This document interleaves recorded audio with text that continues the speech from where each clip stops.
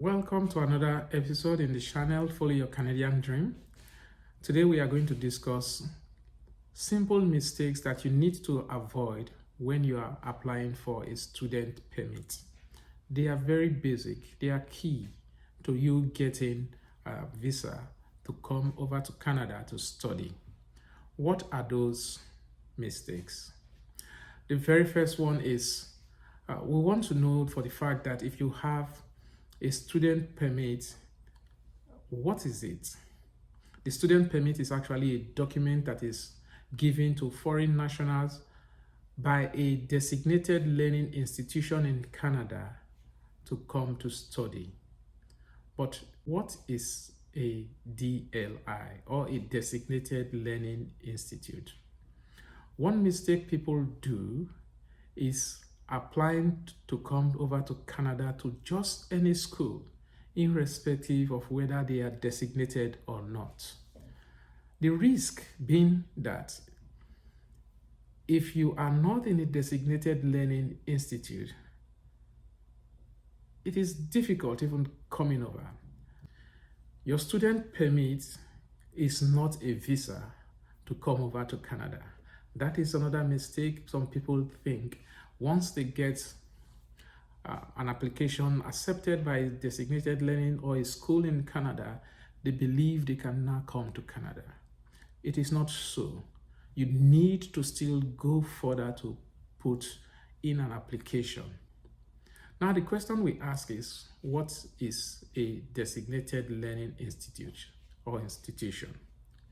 Well, a DLI is a school that is approved by a provincial or territorial government to host international candidates that are coming over to learn. So you must ensure that any school you're applying to in Canada to come over to study is a designated learning institution. Don't fall for it. If anybody gives you a letter confirming your application has been approved to come over to Canada to study, one question you need to ask the person is my institution a designated learning institution? If so, what is the DLI number? I think that will set the person, probably rattle the person if that person is not doing things well. You can actually go with the flow by finding this online, and even best of all, you can get this information from the Government of Canada website. All primary and secondary school in Canada are designated as a DSI. So you will not see anywhere you want to check whether they are or they are not. All of them are listed, so they don't have a list. So just know that if you probably want to send your kids over to Canada to study in the primary or secondary school, as the case may be, they are all DSI approved. How do you know that a school is a DSI? I'm not going to discuss that, but I will definitely leave a link, or best of all, we'll do another video just to answer this question. I'll show you in practical ways how you can confirm if your school is actually a DLI. Another mistake that many people do is actually staying in a school or having an attachment to a school that have lost its DLI status. The schools are accredited year in, year out. What happens if you are given an enrollment into that school? They've accepted you to come over to study, but in the course of processing your student permit, that school lost its status as a DLI. If you are currently studying in that school, you can keep studying. That is not a problem. But what it means is that at the end of your study, you cannot extend or change your visa. So if that does happen, if your school is de-designated, which is the term, if you are inside Canada, you can actually apply. They will notify you, the Government of Canada will notify you that your school has been de-designated. And if you are inside Canada, then you can actually apply to a new school to give you a cover, and you will definitely update that in your My Account section in the Government of Canada website.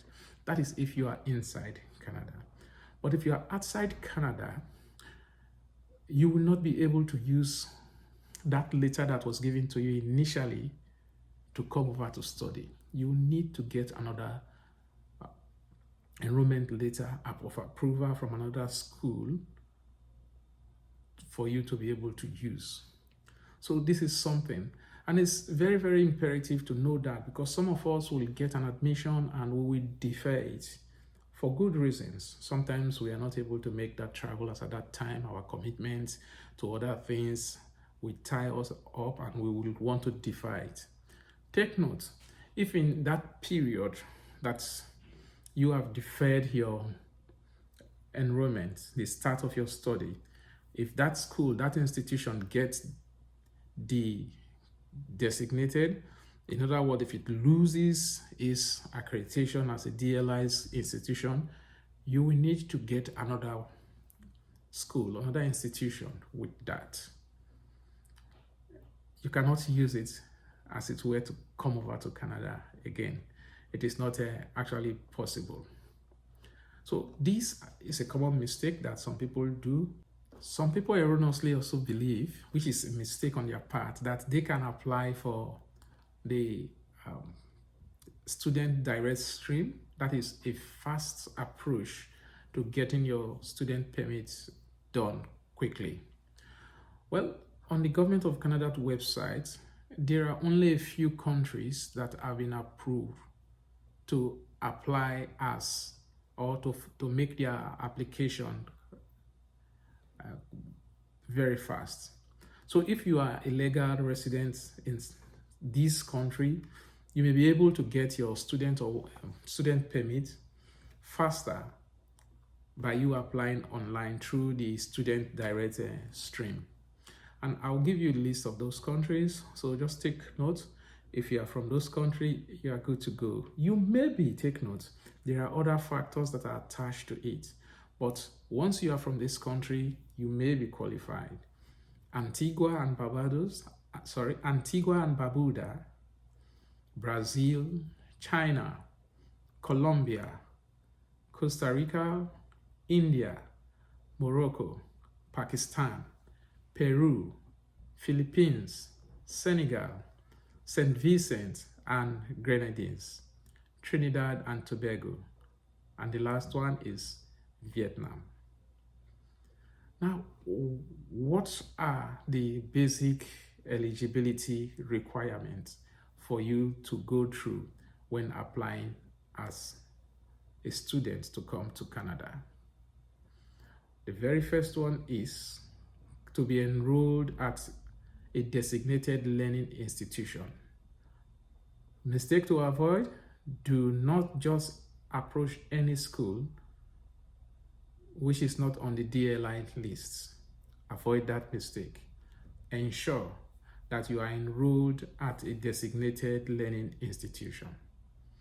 You will need to prove that you have enough money to pay your tuition. Not just your tuition, you will also need living expenses for yourself and for your family members who may come over with you to Canada. But a word of caution: coming in as a student is easy for you to accomplish if you are coming alone for the very first time.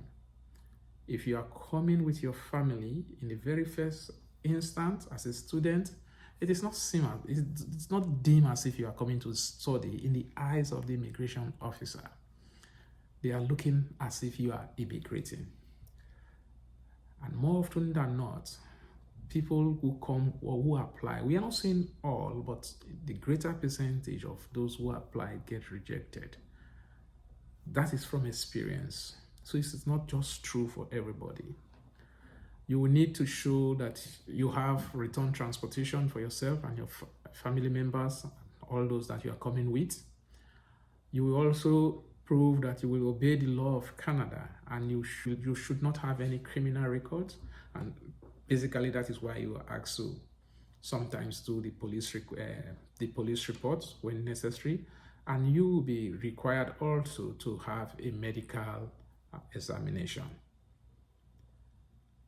And last but not the least, but something that is very key, is you having the ability to prove to the visa officer that you will leave Canada when you finish your study. And that is tricky, and it is called ties to your own country. You need to show that ties, that you have ties, something that will make you go back to your country when you finish your study. So some of us get rejected because we do not actually put that sufficient proof, that is strong enough reasons for the person to determine, because you are not there talking with the officer. The officer is only seeing your papers, and it is what is written on paper he or she uses to make his final decision. So those two things are very, very key. Finance, your ability to take care of yourself, to pay your tuitions, the living expenses, transportation to and fro, and proof of ties to your country. These are huge. And when you do land in Canada, you have responsibilities that you must follow. You need to make progress towards completing your program. You need to respect any condition that is stated on your student or your study permit. Of course, there are different conditions that are there, and it depends on what the visa officer feels, probably from where you're coming from, what is stated in your application, and they will actually include these permits. You need to stop studying when you do not meet the requirements. And depending on your case, there may be conditions that are attached, like I just said, such as you are allowed to work in Canada.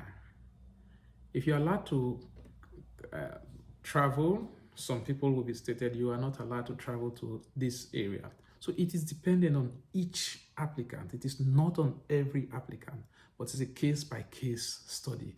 But if any restriction is there, is stated, you will find that in your your study permit. There's also a specific date that you must leave Canada. Sometimes it will be stated that you can work on campus and off campus. Big mistake that many students actually do is this, without even taking time to read what is inside, they just start working. Ideally, you cannot do any work in Canada if you do not have a work permit. But as a student, based on what is typed on your student permit, there is actually two classes, and one of them is on campus. You can work on campus without a work permit once it is there in your visa. But what it means is that you can only work in the campus, you can only work for a lecturer, you can only work for yourself, maybe having a tea shop or anything you can do. You can do work for as a research assistant for somebody in the school environment. And that is just what it means by on campus. Then if you have off campus, you can work outside, that is take job. But one thing is key for both of them. You cannot start working until you started studying. So let's give an example. You landed today and your schooling is to resume 3 weeks time. And then you fast track getting your SIN, everything, you got a job, and by next week you started working. If you do that, you are running far of the law. The rules that governs your visa says that you can only start to work when you start to study. That is the rule. Well, for many, they'll say nothing will happen. True, for now, nothing will happen because nobody is there policing you whether you are working or not. But guess what? When in the future you need to convert to another form of visa, then all of these things will come to play. They will check. Were you working while you were not a student? They will see it because your SIM card is there, your payment, everything is there. And then you'll be told maybe 4 years down the line, 5 years down the line that you are not qualified for this because of something that you did just for maybe 1 week. Wait, you've sold that 1 week for something big in the future. That is one thing that is huge here. That they do not monitor you step by step does not mean that they do not have the facts. They have it.